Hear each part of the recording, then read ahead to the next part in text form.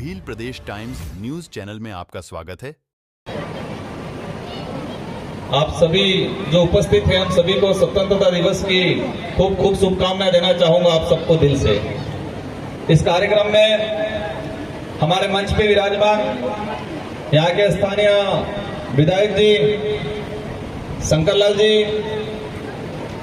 SDM साहब, यहाँ के नगर अध्यक्ष, साथ ही प्रधान जी और पुलिस प्रशासन से हमारे डिप्टी साहब, तहसीलदार साहब, इस नगर के समस्त नागरिकगण और इस प्रांगण में एक शानदार जो प्रस्तुतियां दी गई है, ये स्वतंत्रता दिवस 78वां स्वतंत्रता दिवस मनाया जा रहा है हमारे लिए, हमारे देश के लिए और इन बच्चों के लिए एक गौरव का दिन है। ये दिन हम सब के अंदर एक जोश जुनून भरता है और सागवाड़ा के अंदर ये जो कार्यक्रम आयोजित किया गया, पूरी आयोजन कमेटी को और साथ ही एसडीएम साहब को, सीपीओ साहब को धन्यवाद देना चाहूंगा कि आपने शानदार पहल करके ये नयापन लाए, उसके लिए मैं आपको तहे दिल से धन्यवाद देना चाहूंगा। साथियों, कार्यक्रम आज पूरे देश के अंदर हो रहे हैं और सांसद बनने के बाद शायद बड़ा कार्यक्रम सागवाड़ा में पहली बार मेरा आज हुआ है, मैं आज उपस्थित हुआ। कई कार्यक्रम के निमंत्रण आए थे, मुझे 5 साल मिले हैं इस लोकतांत्रिक व्यवस्था के तहत। मैंने विचार किया मैं हर एक साल एक विधानसभा में जाऊंगा और पहले साल ही मैंने सागवाड़ा को चॉइस किया कि इस बार सागवाड़ा में जाएंगे और मैं इन 5 सालों के अंदर स्वतंत्रता दिवस, गणतंत्र दिवस इन 5 विधानसभा में घूम कर निकालूंगा और कोशिश करूंगा अंतिम एक आधा अवसर यहाँ दोबारा दूंगा। साथियों, आज ये स्वतंत्रता दिवस, ये स्वतंत्रता जो हमें मिली, अगर इस देश के अंदर लड़ने वाले नहीं होते, बलिदान देने वाले नहीं होते, अंग्रेजी हुकूमत से लड़ने के साहस वाले लोग नहीं होते, तो शायद यह दिन आज हम नहीं देख पाते। स्वतंत्रता की लड़ाई की अगर बात करें, एक लंबा दौर चला। हम अखंड भारत की बात करते हैं। आज हमारा भारत देश अनेक आक्रमणकारियों से गुजरा है। अंग्रेजों से पहले मुगल आए, इस देश के अंदर कई आक्रमणकारी आए। मुगलों का राज रहा, राजा रजवाड़ों का राज रहा, अंग्रेजों का राज रहा और एक दिन लोकतंत्र स्थापित हुआ और हमारा देश 15 अगस्त 1947 को आजाद हुआ। वो पल ऐसा होगा, उस रात को, उस दिन इस देश की जो जनता क्या सोचती होगी, एक सुकून भरा महसूस किया होगा, कितने खुश हुए होंगे वो लोग। आज हम 78वां स्वतंत्रता दिवस मना रहे हैं। आज हमें खुशी है कि हमारा देश 1947 को आजाद हुआ था, लेकिन 1947 15 अगस्त 1947 के दिन जो तात्कालीन जो लोग थे, उन्होंने कितनी खुशियां मनाई होगी। उस दिन कल्पना की थी कि ये जनता का राज आ गया और उसी इस लोकतंत्र को व्यवस्थित स्थापित करने के लिए नियम कायदे बने। 26 जनवरी 1950 को हमारा संविधान पूर्ण रूप से लागू किया गया इस देश के अंदर और यह संविधान हमारे देश का एक शानदार विधान है और कहते हैं विश्व में सबसे बड़ा संविधान हमारा है और यह सच्चाई है। इसमें हर वर्ग के लिए, हर धर्म के लिए, हर जाति के लिए प्रावधान कर रखा है ताकि हमारा देश ग्रोथ हो। हम कहते हैं हमारा देश महान देश है और है भी सही। हमारे देश का कोई भी प्रतिनिधित्व विदेश में जाता है, उसकी पहचान जब मंच पे होती है, कहते हैं कि ये उस देश से आता है या उस देश से आते हैं। एक अखंड भारत है, एक विविधता वाला देश है और विविधता होने के बावजूद भी एकता है और ये महान देश से आते हैं, ये संबोधन दिया जाता है हमारे देश के। अगर प्रधानमंत्री जाते हैं, राष्ट्रपति महोदय जाते हैं, कोई भी जाता है, पहचान हमारे देश की महानता से होती है वहां। और ये देश महान इसलिए है कि इस देश के अंदर अनेक धर्म हैं, अनेक संस्कृतियां हैं, अनेक जातियां हैं, इसके बावजूद भी ये देश मजबूत है, इसलिए इस देश को महान कहा जाता है। साथियों, हमें कहते हैं हम राष्ट्र हितैषी, राष्ट्रभक्त। राष्ट्रभक्त की परिभाषा क्या है? किसको हम राष्ट्रभक्त कहेंगे? राष्ट्रभक्त की परिभाषा मेरी नजर में हमारा एक शानदार ग्रंथ है जो संविधान है। हम संविधान को मानेंगे, संविधान को पूजेंगे और संविधान के आधार पर चलेंगे तो ही हम राष्ट्रभक्त कहलाएंगे। और हम संविधान को नहीं मानेंगे, संविधान के आधार पर नहीं चलते हैं तो हम राष्ट्रभक्त नहीं कहलाएंगे। साथियों, इस देश के अंदर रहने वाली जनता के लिए मौलिक अधिकार बनाए गए, मौलिक कर्तव्य बनाए गए, और मेरी नजर में वो राष्ट्रभक्त है जो मौलिक कर्तव्यों का निर्वहन करे। और मौलिक कर्तव्य ये कहता है कि संविधान को मानना है, समान भाव से सभी को देखना है। मौलिक कर्तव्य कहता है वही राष्ट्रभक्त है कि इस देश की सरकारी संपत्ति को अपना माने और अपना मान के उसकी रक्षा करे, उसकी सुरक्षा करे, वही राष्ट्रभक्त है।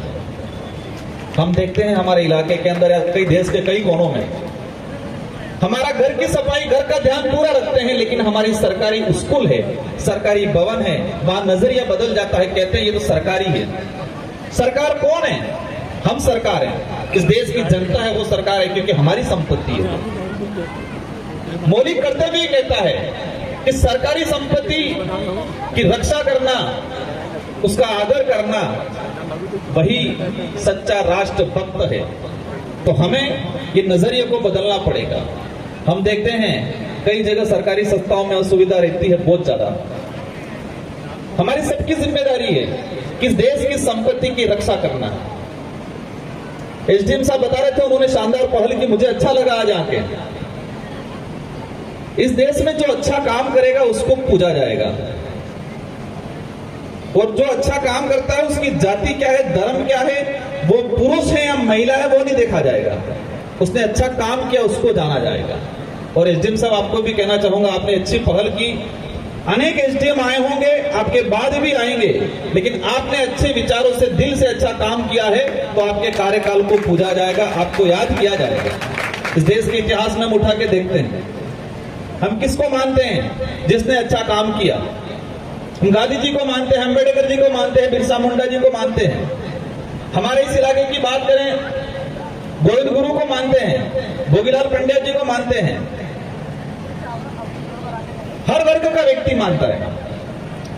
मैं एक बार अभी छत्तीसगढ़ गया था, मैंने देश के अंदर एक अलग सी चीज देखी, संविधान मंदिर बना हुआ छत्तीसगढ़ के बस्तर में। संविधान मंदिर, मैंने गूगल पे सर्च करके देखा कि देश में एकमात्र संविधान मंदिर बना हुआ है बस्तर के अंदर।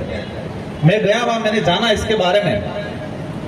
1992 के अंदर एक प्रोजेक्ट आया, वहां पर कलेक्टर थे देव वर्मा, ब्रह्मदेव शर्मा करके, और वहां पर जो लोग थे उनकी जमीन खाते नहीं थी। वो प्रोजेक्ट था स्टील का, और उन्होंने उन लोगों की पीड़ा को समझा। उनको पता था ये लोग विस्थापित होंगे क्योंकि जमीन में रिकॉर्ड ली नहीं है, लेकिन ये लोग आजादी से पहले रह रहे हैं। वो कलेक्टर थे और कलेक्टर पद से त्याग दिया और समाज सेवी बने, वो कारवा उठाया और आज उनको वहां पूजा जाता है। वो जाति नहीं देखेगी, उनके कर्म देखे गए। देश के एकमात्र संविधान मंदिर बना गया। पूरे आसपास का जो एरिया है, जितने जो गांव हैं, वो संविधान, कोई भी बड़ा कांड होता है तो संविधान मंदिर जाते हैं और संविधान की कसम खाते हैं, सच झूठ का फैसला वहां करते हैं। ऐसे ऐसे कई हिस्से हैं हमारे क्षेत्र में। मामा बालेश्वर को सब जानते हैं, बांसवाड़ा के लोग, हम भी जानते हैं, पूजते आज। बांसवाड़ा में हमारे यहाँ के लोग दूसरे देवताओं के मंदिर नहीं, इतना मामा बालेश्वर के हैं। मामा बालेश्वर यहाँ के नहीं थे, यूपी के थे, वो भी ब्राह्मण कम्युनिटी से आते थे, लेकिन उन्होंने आदिवासी समाज के लिए काम किया। वो जितना ब्राह्मण कम्युनिटी नहीं मानता है उतना आदिवासी समाज उनको मानता है और आज पूछता है। मेरा कहने का अर्थ यह है कि हम कर्म अच्छा करेंगे तो लोग याद करेंगे, और कर्म जाति या धर्म देख के नहीं, इंसानियत सबसे बड़ा धर्म है, और उस आधार पे हम कर्म करेंगे तो इस देश का विकास होगा। ये देश तब बढ़ेगा, इस देश में रहने वाला प्रत्येक वर्ग आगे बढ़ेगा, इस देश में रहने वाला प्रत्येक धर्म के लोग आगे बढ़ेंगे। और हमारा देश का संविधान इतना शानदार है, हर चीज की स्वतंत्रता देता है। कई बार मैं कुछ बात को लेके मैं यहाँ पर नहीं कहना चाहूंगा, लेकिन हमें हर चीज को समझना है। कोई व्यक्ति कह रहा है, उसका तर्क क्या है, उसका कारण क्या है और उसका उद्देश्य क्या है। ये देश हमारा है, हमारा क्षेत्र है, मैं सांसद हूं, मेरी जिम्मेदारी है इस क्षेत्र का प्रतिनिधित्व करना। और मुझे 5 साल का अवसर मिला है और मैं इस कार्यक्रम के माध्यम से आप सबको आश्वस्त करता हूं कि अवश्य इस क्षेत्र का शानदार प्रतिनिधित्व करेंगे। और मेरा एक उद्देश्य है, इसमें आप सबका साथ चाहिए। शिक्षा के क्षेत्र में क्रांति लानी है हमें, और वही इलाका बढ़ता है जो शिक्षा के क्षेत्र में क्रांति लाता है। हमारे इलाके में एजुकेशन के मामले में हम डिग्रियां जरूर प्राप्त कर रहे हैं, लेकिन क्वालिटी वाला एजुकेशन प्राप्त नहीं हो पा रहा है, और ये हमारी सबकी जिम्मेदारी है। मैं पहल करूंगा, आप सबका इसमें साथ सहयोग चाहिए। हमारे एमएलए साहब हैं यहाँ, प्रधान जी हैं, हम सब मिलके, हमारी राजनीतिक लैंग्वेज अलग हो सकती है, लेकिन क्षेत्र का डेवलप, क्षेत्र का भविष्य की लैंग्वेज, क्षेत्र के भविष्य की भावना हमारे सबकी एक होनी चाहिए। क्योंकि लोकतांत्रिक व्यवस्था में पार्टियां बनेगी, सबके अपने अपने विचार होंगे, लेकिन क्षेत्र का विकास की बात होगी, भविष्य की बात होगी, हमें सबको मिलके। और मुझे पूरा भरोसा है कि हम सब मिलके इस क्षेत्र के डेवलप को लेके, एजुकेशन को लेके, यहाँ का जो कुपोषण बढ़ रहा है, यहाँ पर जो बच्चे शारीरिक रूप से कमजोर हो रहे हैं, इन सारी कमियों को दूर करने के लिए नहीं पहल लाएंगे। मैं समझ रहा हूँ आज कार्यक्रम काफी लंबे चौड़े होंगे, कई बच्चे तैयार होकर बैठे होंगे, विचार कर रहे होंगे हमारा नंबर कब आएगा। हमारी 3 बालिका खड़ी भी हो गई है, लेकिन मैं अंत में यही कहना चाहूंगा कि देश को मजबूत करना है, और मजबूत तभी हो पाएगा कि हम सब मजबूत होंगे, सब क्षेत्र के लोग मजबूत होंगे, सभी जाति के लोग मजबूत होंगे, तो ही ये देश मजबूत होगा। और एक बात आप सब याद रखना, इस देश में जब भी संकट आया है तो किसी लड़ते वक्त जाति धर्म नहीं देखा गया। देश की धरती, इस माटी को महत्व दिया गया और सबने मिलकर लड़ाई लड़ी। आजादी की लड़ाई में हिंदू भी था, मुस्लिम भी था, ईसाई भी था, सिख भी था, सबने खून पसीना बहाया है इस देश को आजाद कराने में। आज हम देखते हैं महाराणा प्रताप, भारत देश के इतिहास में एक पढ़ा जाता है कि एकमात्र राजा ऐसे थे जिन्होंने मुगलों की अधीनता स्वीकार नहीं की, और उनका नाम आता है महाराणा प्रताप। और हमें गर्व होता है कि हमारे क्षेत्र से और हमारे इस इलाके के उस समय ऐसे शासक हुआ करते थे। उस लड़ाई में कौन लड़ा? उस लड़ाई में सेनापति मुस्लिम भी था, आदिवासी भी था, सबने मिलकर लड़ाई लड़ी। और आज भी इस देश को बचाना है, इस देश को ग्रोथ करना है, मजबूत करना है, हम सबको मिलकर करना पड़ेगा। बाकी हम जातीय धर्म में बढ़ जाएंगे और धर्म के आधार पे सोचेंगे, धर्म के आधार पे काम करेंगे, सक्सेस नहीं जाएंगे। ये संविधान स्वतंत्रता देता है हर व्यक्ति को अपने हिसाब से अपने धर्म को मानना या नहीं मानना। हम सबका सम्मान करेंगे, क्योंकि सबका सम्मान करेंगे, सबको स्वीकार करेंगे, तो ही ये देश महान कहलाएगा। इसी भावना के साथ मेरी बात को मैंने यहाँ रखा। मुझे उम्मीद है आपने सुना होगा, उसको समझा होगा और इसको पॉजिटिव एनर्जी के साथ अमल में लाएंगे। इन्हीं शब्दों के साथ सारे बालक बालिकाओं से मेरा एक ही निवेदन है कि पढ़ाई करनी है, और पढ़ाई पास होने के लिए नहीं करनी है, पढ़ाई जानने के लिए करनी है, खोजना है।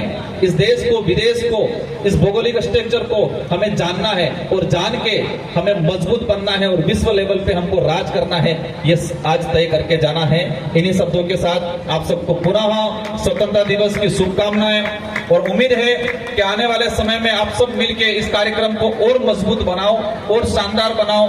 इन्हीं शब्दों के साथ आप सबको जय जोहार, जय संविधान, जय बिल प्रदेश, जय Rajasthan. Subscribe now and press the bell icon. Never miss an update.